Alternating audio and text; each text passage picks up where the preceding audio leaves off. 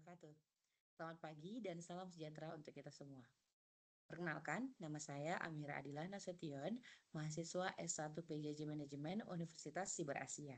Pada pagi hari ini, saya akan menyampaikan presentasi untuk salah satu studi kasus ujian tengah semester mata kuliah Etika Bisnis. Baik, adapun pembahasan yang akan kita bahas adalah mengenai praktek overclaim pada produk skincare di Indonesia dan keterkaitannya dengan etika bisnis. Untuk latar belakangnya sendiri, kita mengetahui bahwa belakangan ini industri skincare lokal semakin berkembang pesat. Namun sayangnya tidak semua produk memenuhi standar keamanan. Dalam berita yang menjadi dasar studi kasus kita, ditemukan beberapa produk skincare yang mengklaim kandungan bahan aktif jauh di atas kenyataannya. Bahkan, salah satu produk diketahui mengandung hidroquinon, yaitu bahan berbahaya yang seharusnya tidak digunakan tanpa pengawasan medis. Tentunya situasi ini meresahkan dan juga membahayakan bagi masyarakat sekitar ataupun konsumen, di mana pastinya tidak semua konsumen yang memahami terhadap bahan-bahan ataupun ingredients dari produk-produk tersebut, dan banyak yang lebih mengandalkan klaim dari brand yang menjual ataupun mengusahakan ataupun memproduksi skincare tersebut. Tentunya ini menimbulkan kegaduhan dan merusak kepercayaan publik. Lalu permasalahan apa saja sebenarnya yang ada dari studi kasus ini? Yang pertama adalah ketidaksesuaian antara klaim dan kandungan asli. Permasalahan inti dari kasus ini adalah itu, bahwa adanya ketidaksesuaian antara klaim dan kandungan asli. Di berita disampaikan bahwa salah satu brand itu mengklaim bahwa mereka memiliki bahan aktif retinol mengandung 2%. Namun ternyata hanya memiliki 0,00017%. Jadi ini sebuah klaim yang sangat jauh dan sangat menyimpang. Di samping itu juga ada klaim yang mengatakan bahwa niacinamide yang terkandung dalam produk tersebut adalah 10%. Ternyata hanya mengandung 0,00045%. Selain itu, yang berbahaya lagi, ini digunakan tanpa izin, di mana produk-produk tersebut seperti hidroquinone tadi dilakukan tanpa izin resmi dari badan ataupun pemerintah yang mengatur terkait hal tersebut. Tentunya ini menjadi sebuah hal yang membahayakan, di mana perlunya adanya pengawasan dan edukasi terhadap konsumen yang dilihat sejauh ini masih lemah, karena masih membeli dan maraknya produk-produk tersebut di pasaran. Dan dipastikan bahwa permasalahan di sini adalah tindakan yang merugikan secara kesehatan, ekonomi, dan juga moral. Lalu di sini kita akan membahas tentang pandangan ataupun overview dari etika bisnis sendiri. Diketahui permasalahan-permasalahan tersebut dari sudut pandang etika bisnis, praktik overclaim ini tentunya merupakan tindakan yang tidak etis dan merugikan. Di etika bisnis harusnya mengatur bagaimana perusahaan harus bersikap jujur, transparan, dan bertanggung jawab kepada konsumen. Lalu ketika brand memberikan klaim palsu, maka terjadi pelanggaran nilai dasar hubungan produsen dan konsumen. Tindakan ini tidak hanya merusak kepercayaan publik, tetapi juga menciptakan lingkungan bisnis yang tidak sehat. Jadi tentunya overclaim tersebut tidak etis dan menyesatkan, melanggar ataupun bertentangan dengan nilai dasar dalam bisnis itu sendiri, yaitu kejujuran, tanggung jawab, dan transparansi yang harusnya dipunyai perusahaan yang memiliki etika bisnis, dan ini merusak hubungan antara produsen dan konsumen dan mengancam keberlanjutan industri. Dalam hal ini adalah industri skincare lokal itu sendiri. Lalu, dari sisi teorinya terhadap analisis etika bisnis dari sisi teori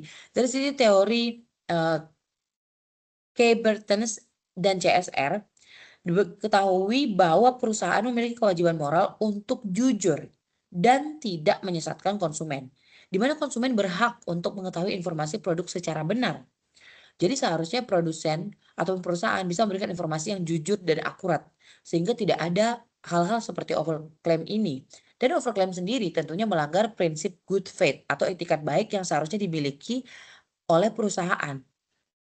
Lalu perusahaan sendiri harus memprioritaskan keselamatan konsumen, bukan hanya keuntungan, di mana hal ini sudah menjadi prioritas utama yang seharusnya dimiliki oleh perusahaan-perusahaan, dan itu dibahas di teori etika bisnis. Dan karena hal itu, dampak manipulasinya ini akan merugikan kesehatan dan kehilangannya kepercayaan publik terhadap produsen-produsen skincare. Lalu di teori utilitara, mohon maaf maksud saya utilitarianisme oleh Bentham and meal, di mana tindakan harus membawa manfaat bagi banyak orang. Jadi di dalam bisnis, etikanya seharusnya tindakan dilakukan perusahaan harus membawa manfaat bagi masyarakat. Tentunya apabila di sini overclaim dan atau bahkan menipu dan tidak transparan, itu sudah bukan sebuah etikat baik ataupun manfaat yang tentunya tidak didapatkan oleh masyarakat tadi. Dan di dalam teori deontologinya kan, di mana disampaikan bahwa perusahaan wajib berkata benar. Dan di sini adalah tujuannya sebagai konsumen. Jadi harus memberikan yang terbaik ataupun memberikan yang kebenaran kepada konsumen karena konsumenlah tujuan dari perusahaan itu sendiri. Bukan hanya sekedar pengantar dari tujuan sebenarnya seperti keuntungan. Dan tentunya overclaim yang dilakukan oleh brand-brand skincare saat ini itu melanggar kewajiban moral dari perusahaan tersebut dan tidak selaras dengan teori etika bisnis.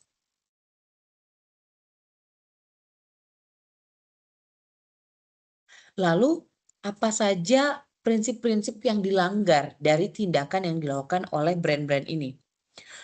Pelanggarannya yang pertama adalah prinsip kejujuran, di mana prinsip kejujuran ini tentunya tidak selaras dengan klaim palsu yang dilakukan dan tidak adanya transparansi, di mana diketahui bahwa produk-produk tersebut tadi menyampaikan bahan-bahan aktifnya itu tidak sesuai dengan fakta sebenarnya. Tentunya ini melanggar prinsip kejujuran yang seharusnya dimiliki oleh perusahaan-perusahaan khususnya dalam ilmu etika bisnis. Kemudian prinsip yang kedua adalah prinsip tidak berniat jahat. Di etika bisnis disampaikan bahwa salah satu prinsipnya adalah perusahaan seharusnya tidak berniat jahat baik kepada dirinya ataupun kepada konsumen. Namun dengan menjual produk berbahaya dan merugikan baik kesehatan masyarakat, itu sudah melanggar jelas prinsip ini. Dan ini juga merusak reputasi brand sehingga itu berniat jahat juga kepada brand skincare secara keseluruhan. Dan yang terakhir juga menurut saya ini melanggar prinsip-prinsip keadilan, di mana adil di sini harusnya saling mendapatkan manfaat, baik produsen yang mungkin mendapatkan keuntungan dan juga si pembeli yang sudah mengeluarkan dananya mendapatkan hasil sesuai dengan klaim yang dimiliki oleh perusahaan. Namun, tentunya di sini apabila hal tersebut tidak dilakukan dengan jujur, klaimnya salah, maka konsumen yang sudah membeli produk tersebut tidak akan mendapatkan haknya yaitu manfaat dari penggunaan atau pemakaian produk tersebut. Dan tentunya di sini hanya menguntungkan satu pihak dan merugikan satu pihak lainnya, sehingga prinsip keadilan tidak bisa diterapkan dalam hal ini. Dan itu menjadi sebuah pelanggaran yang cukup membahayakan bagi produsen-produsen skincare. Lalu, bagaimana seharusnya perbaikan yang dilakukan? Menurut saya memberikan beberapa rekomendasi. Yang pertama adalah harus bisa memperkuat ataupun memberikan validasi terhadap klaimnya mereka melalui uji lab. Di mana di sini dapat, sebuah produk tidak hanya mencantumkan di iklan mereka, tapi juga harus dengan bukti uji lab yang asli terkait klaim yang mereka sampaikan. Contohnya apabila mereka menyampaikan bahwa bahan aktif dalam mereka adalah 5% niacinamide, harus didukung dengan bukti uji lab ataupun validasi yang benar dan juga harus disampaikan kepada masyarakat. Yang kedua adanya transparansi bahan. Transparansi bahan dalam hal ini bisa dibuat dengan label yang jujur dan tidak dilebih-lebihkan.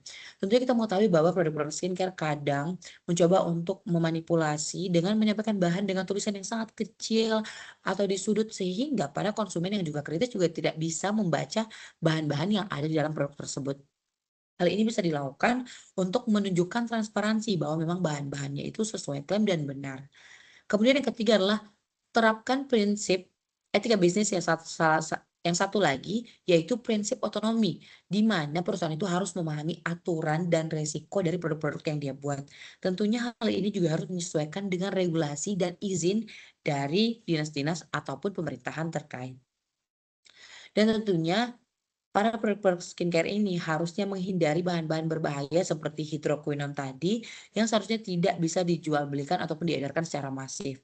Di mana hal ini harus dilakukan dengan salah satunya uji keamanan sebelum launching. Dan ini bisa menjadi awareness juga bagi masyarakat untuk membeli produk-produk yang memang sudah teruji sebelumnya. Dan yang terakhir bisa dilakukan audit formulasi rutin dan rekrutan formulator kompeten. Di mana di sini kita mengetahui kadang produk-produk tersebut juga mengalami oksidasi dan lain sebagainya. Dan itu harus diperiksa terus-menerus sehingga saran saya perusahaan-perusahaan skincare ini harusnya memiliki audit formulasi rutin. Apabila memang mungkin dengan keadaan yang sekarang formulasi tersebut sudah tidak relevan lagi atau malah membahayakan, maka harus ditarik peredarannya. Dan bisa dengan menambahkan rekrutan formulator kompeten di luar dari perusahaan tersebut agar dapat memberikan point of view yang lebih jelas. Tentunya dari rekomendasi ini bisa menjadi bentuk tanggung jawab yang bisa dilakukan oleh perusahaan-perusahaan. Apabila perusahaan-perusahaan sudah melakukan kesalahan, bentuk tanggung jawab yang mereka bisa buat adalah pertama, implementasikan kualitas internal. Jadi membuat SOP produksi yang jelas, yang sesuai, yang selaras dari awal sampai akhir, dan ketatkan quality control. Agar produk-produk tersebut tetap sesuai dengan klaimnya, sesuai dengan klasifikasinya, dan tidak ada yang membahayakan masyarakat. Kemudian diperlukan edukasi kepada konsumen. Jadi produsen juga memberikan edukasi kepada konsumen melalui informasi terbuka dan jujur. Disampaikan bahwa penggunaan bahan ini mungkin berbahaya bagi orang-orang tertentu dan lain sebagainya. Ini tentunya membantu dan menunjukkan sikap tanggung jawab dari produsen tersebut. Karena mereka yang lebih mengetahui bahan-bahan yang mereka punya dari produk mereka sendiri. Kemudian, adanya sistem pengawasan formulasi dan klaim produk yang terdokumentasi. Baiknya klaim-klaim ataupun uji lab yang mereka sudah lakukan itu terdokumentasi dengan baik dan disampaikan kepada konsumen mereka, baik dari media sosial, baik dari packaging produk, ataupun saat melakukan iklan. Jadi bukan hanya mencari produk hal-hal yang menggiurkan untuk dijual, tapi juga menunjukkan transparansi dan tanggung jawab mereka dengan adanya sistem pengawasan formulasi dan klaim produk yang terdokumentasi. Kemudian tentunya hal ini menjadi pondasi yang utama yaitu budaya perusahaan yang seharusnya berintegritas, patuh dan juga disiplin. Sehingga integritas prinsip etika dalam setiap keputusan bisnis ini adalah hal yang penting dan menunjukkan tanggung jawab dari perusahaan tersebut. Dan di samping itu kita mengetahui juga tadi bahwa banyak sekali produk-produk ini itu yang tidak melanggar ketentuan, yang melanggar ketentuan maksud saya, atau tidak sesuai dengan regulasi ataupun izin. Sehingga di sini disampaikan ada beberapa regulasi-regulasi yang diketahui. Yang pertama adalah Undang-Undang Nomor 17 Tahun 2023 tentang kesehatan. Ini basic pertama yang seharusnya diketahui oleh produsen ketika akan membuat produk-produk kecantikan yang berkaitan dengan kesehatan, baik itu kesehatan kulit, kesehatan badan, ataupun kesehatan di dalam diri ataupun tubuhnya apabila mengonsumsi ataupun menggunakan produk-produk tersebut. Kemudian ada peraturan BPOM nomor 17 tahun 2022 tentang persyaratan bahan, baik izin, batas, dan larangan dari produk-produk tertentu. Kemudian ada peraturan BPOM nomor 21 tahun 2022 tentang notifikasi nomor notifikasi terhadap produk-produk tertentu yang memang harus dipenuhi. Dan ada standar CPKB yaitu cara pembuatan kosmetik yang baik yang wajib seharusnya dimiliki oleh semua pabrik. Dan tentunya harus patuh dengan regulasi di mana harus dilakukan uji laboratorium, dokumen notifikasi, klaim ilmiah yang terbukti dan jelas dan valid, serta adanya quality control yang ketat.